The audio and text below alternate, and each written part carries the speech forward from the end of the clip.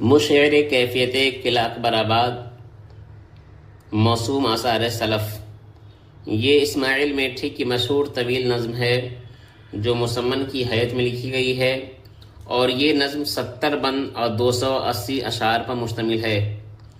مشعر کیفیت قلعہ اکبر آباد 1896 عیسوی میں نامی پریس میرٹھ سے کتابچہ کی صورت میں شائع ہوا۔